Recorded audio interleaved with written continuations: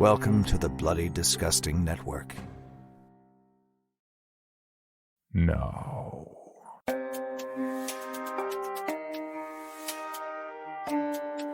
This is Creepy, a podcast dedicated to sharing the most famous, chilling, and disturbing creepypastas and urban legends in the world. Whether these stories truly happened or are simply fabrications is for you to decide. These stories may contain graphic depictions of violence and explicit language. Listener discretion is advised. Creepy presents The 31 Days of Horror, Day 17, Wrath of the Leviathan, written by Axel Werner and narrated by Nate Dufort. The door to the break room busts open as I reach for it, spilling the 2 full cup of coffee in my hand all over my pristine white dress shirt. I bite my tongue as the scalding liquid sears my skin, soaking my entire torso murky brown. Staggering back, I look up to see 2 of my young coworkers frozen in the doorway, mouths slack with surprise. With a snarl, I push past the 2 idiots and into the restroom around the corner. Standing before the mirror, I can appreciate how truly fucked the shirt is. Scowling, I unbutton the garment and inspect the tender pink skin beneath, pulling the hem of my undershirt away to better assess the damage. It is also tinted a garish brown, but not as severely. With a sigh, I remove the shirt, throw it in the sink, and say a silent prayer that Mrs. Hahn at the cleaners would be able to work her magic and save it.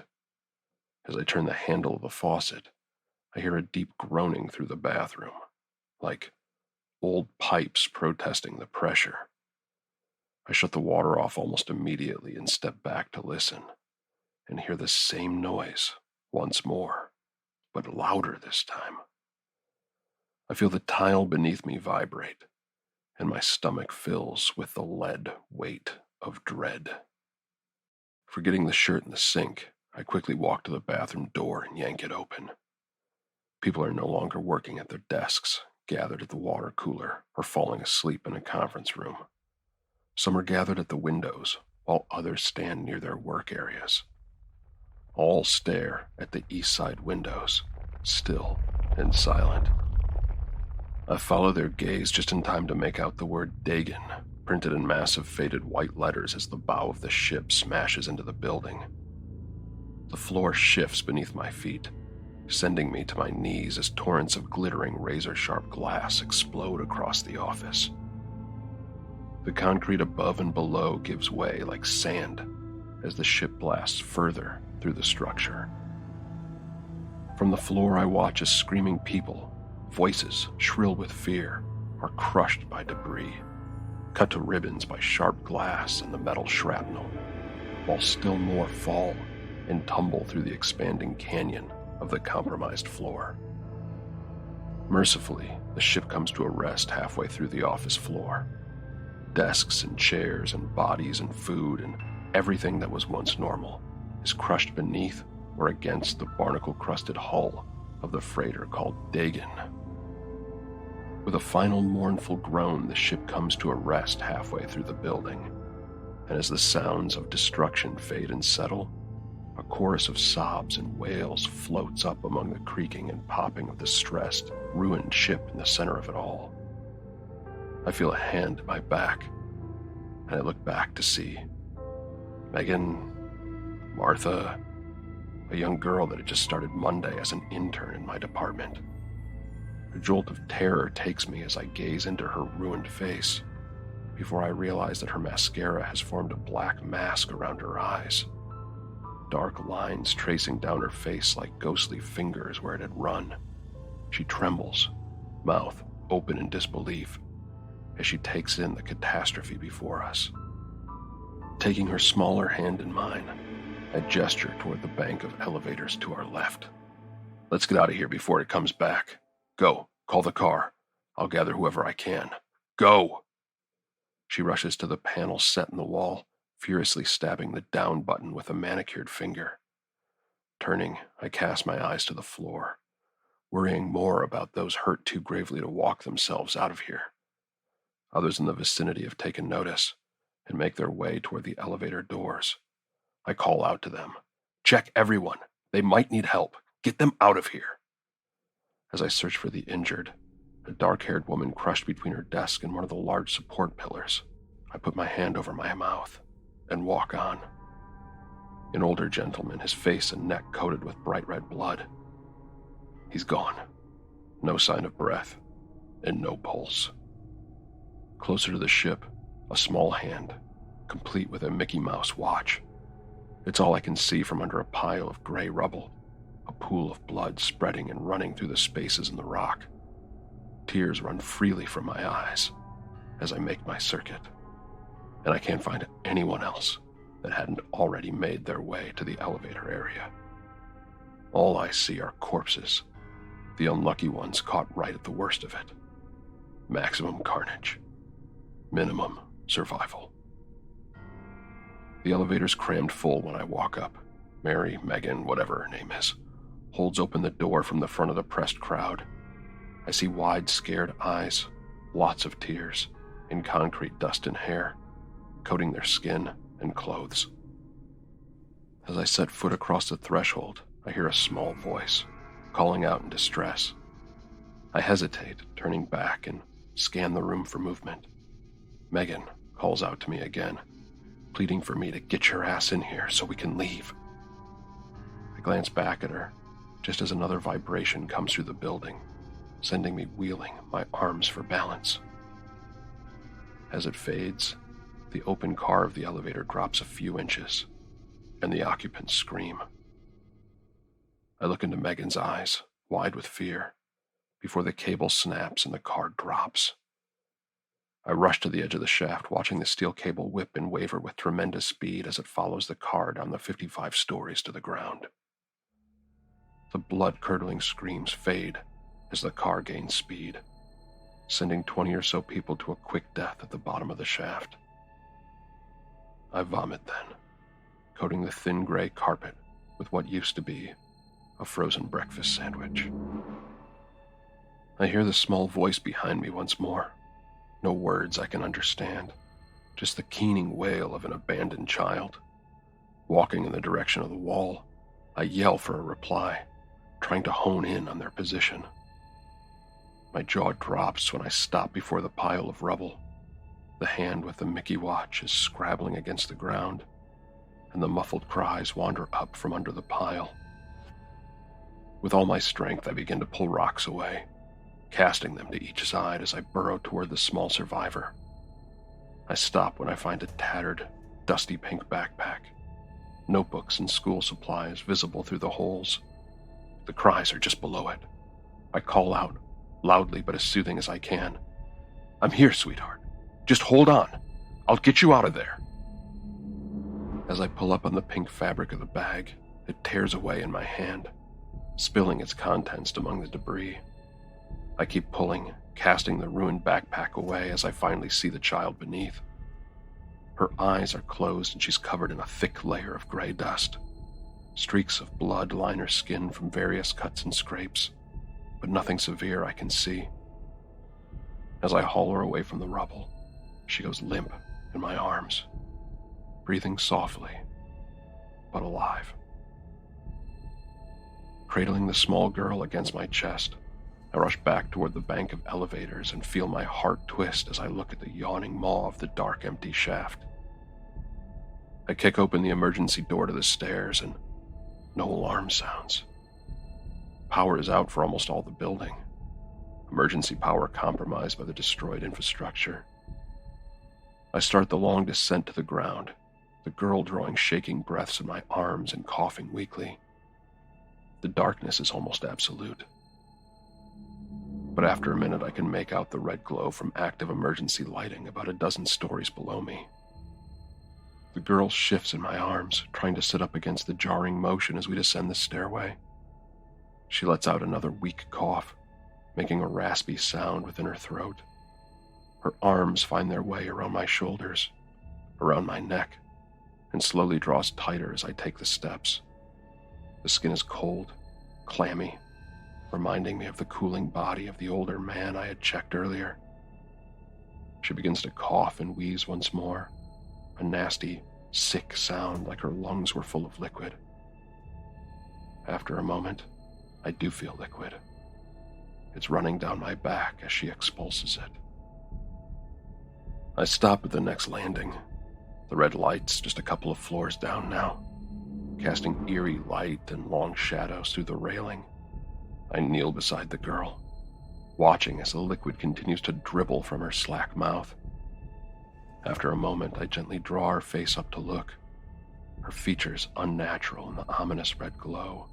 Her eyes, which had been closed or drawn to slits since I recovered her, now lay open and glazed like the many corpses above. She retches once more, violent convulsions racking her small frame, before going still. In a moment of panic, I grab her face with both hands and lean in close, staring into her dead eyes. After a moment, the tears begin to flow once more, and my own sobs seem to make their own echoing chorus in the strange acoustics of the stairwell, bouncing and reverberating together as I release my pain. I hold her cold, limp hand and stare at the familiar Mickey watch, just like the one I had when I was a kid. Then the girl sits up with a rigid bird-like series of movements, eyes still unblinking, before baring her teeth in a demented snarl. Her pale skin looks unhealthy, dark spiderwebs of vein visible beneath her translucent skin. It reminds me of the bloated bodies that are sometimes pulled from the river, pale and sickly pungent. With a raspy screech, she tackles me in an awkward assault in gangly, uncoordinated limbs. I don't fight.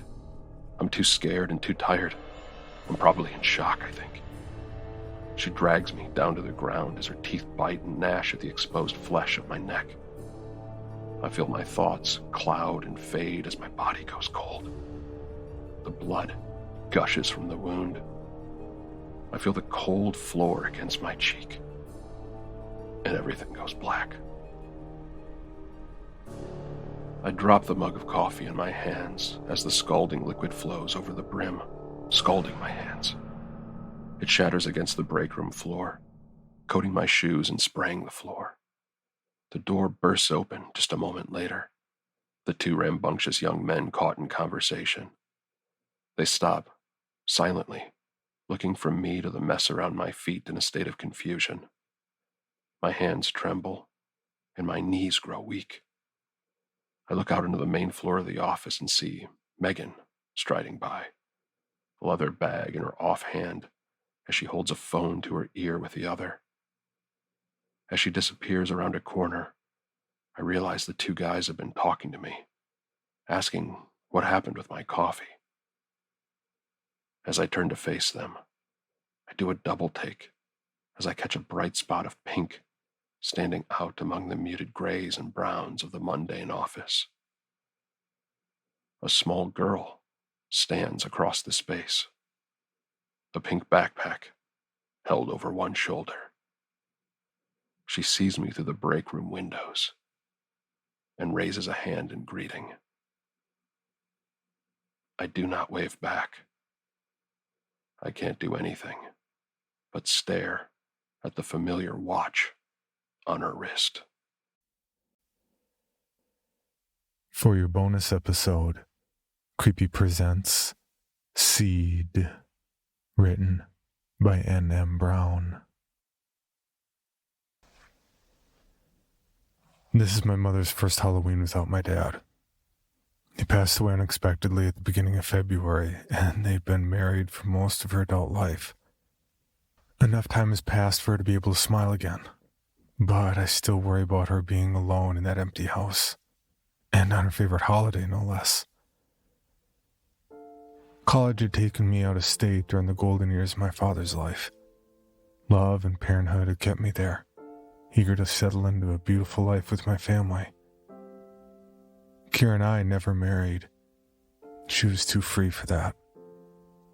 When she told me that marriage was a meaningless construct, a mere piece of paper. I became worried about losing her. If she couldn't commit to that, I don't know why I thought 2 kids would have made her stay. So when I found out my dad died, it wasn't difficult to pack us up and move back home. Mom would need me, and selfishly, I also knew she'd help with the kids. We settled into a nice 3-bedroom house that had decent rent, about 20 miles from my mom's place. Anyway, Halloween. I offered to bring the kids over for the evening and stay with her, order pizza, watch scary movies, that whole bit. I'll get you whatever snacks you want from the store. We can watch Bride of Reanimator. I know you've always had the hots for Jeffrey Combs. Come on, Ma. What do you say? Surprisingly, she adamantly refuses. I'm fine, Jake. I already have a full evening ahead. Not even for wine, chocolate, and Combs? I teased. Stop it. She laughs, swatting at me. She starts to ramble about the pumpkin that she grew in her garden, saying it'll be the best jack-o'-lantern the world has ever seen. All these summers I tried to have a pumpkin patch, and all these years I haven't gotten anywhere. Barely a single sprout. This year's different, though. I didn't get a whole patch, but I was able to grow a single pumpkin. Isn't it gorgeous, Jake? She holds the winter squash proudly in the air with both hands as if offering it to the heavens. It was larger than a pie pumpkin, rounder than a Cinderella pumpkin, but smaller than a jack-o'-lantern. In reality, it looks like a mutated tomato. The skin is smooth and has a rust-colored vermilion hue. If not for the trace of orange at the top and bottom, I think my mother lost her mind. Still, she grew it, and I'm happy for her.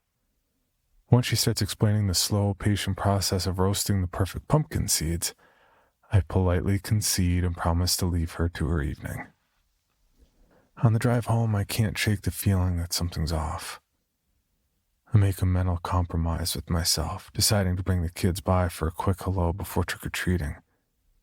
If everything's fine, we'll be on our way. Surely she can't be annoyed when she sees them in their costumes. The kids are already dressed when I get home. Jeremy in a shining night outfit, while Bella dons a black wedding dress and face paint. We're going to stop by Grandma's on the way to the big neighborhoods, okay? I think I saw 2 full-size candy bars sitting on our kitchen table. Wonder who they could be for. I tease. Neither sun nor moon are in sight when we get to Mom's house. A perfect state of dusk. Her porch light shines off the metal witch that sits on the porch. I announce my entrance as I enter the front door, the kids bounding past me to look for their grandmother. An acrid stench curls my stomach along with the hairs in my nose. It smells like disturbed earth, along with sweet, stale rot. My stomach flips as my mouth fills with spit in order to purge itself, but my daughter's words stop the bile midway in my throat. Oh my God, Grams, are you okay? I hear Bella's voice squeak out against the silence. I run to them. Hundreds of fatal scenarios flashing through my mind all at once about what I'll see when I turn that last corner. The silence. The smell. What I see isn't as bad as I thought it would be, but still very alarming. My mother stands at her kitchen counter with her back to me, feverishly hacking away at the pumpkin. Flecks of blood speckle her bare feet in the kitchen floor. Each time she draws her arm back, streams of crimson shoot from in front of her. Christ, Mom, what happened here? I ask.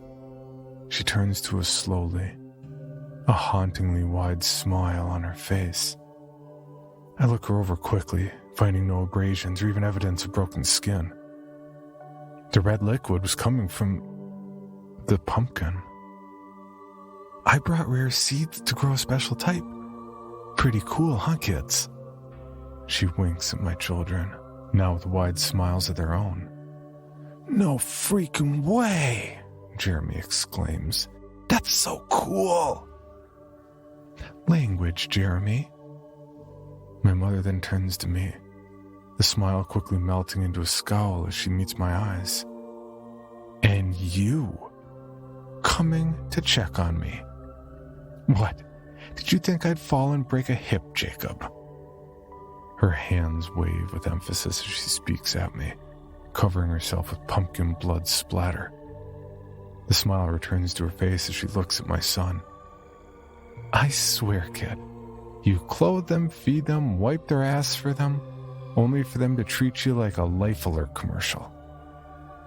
We help her clean up the rest of the pumpkin guts before heading out. She pops a raw seed into her cheek as she walks us to the door. My face scrunches in unease. I thought you were going to roast them, Mom. How can you eat them plain like that? They will be. I only need this one, she comments before swallowing the seed like a pill. The kids visit most of the houses that participate, though there aren't nearly as many as there were last year. Contact fell off with my mother a little while after that. We would call and text intermittently, but each time I told her I'd come by, she told me she wasn't feeling well. I gave her some deserved space and privacy, figuring the sickness may have been mental and not so much the common cold. When she didn't want to get together for Thanksgiving, well, that's when I started to worry. I was about to show up randomly for a well visit, whether she wanted me to or not, until a voicemail changed my mind. I'd missed the call due to being at work, and didn't get to listen to it until I got home later that evening. Jake, it's your mother. I've been feeling a lot better lately and want to make up for the time we've missed. I so miss the kids, and yes, I guess you too, but only a little. She jokes before continuing. I want you to come over with the kids and stay for Christmas. We can have presents, music, and food, just like when you were little. I love you. We arrive for Christmas. I reel to see the state my mother's in. The skin across her belly looks stretched and swollen. Her face is drawn, pale and gaunt.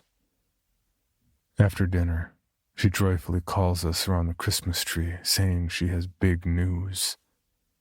I planted my garden over your father's body, even from death. She pauses, smiling at her growing belly. He was able to give me his seed.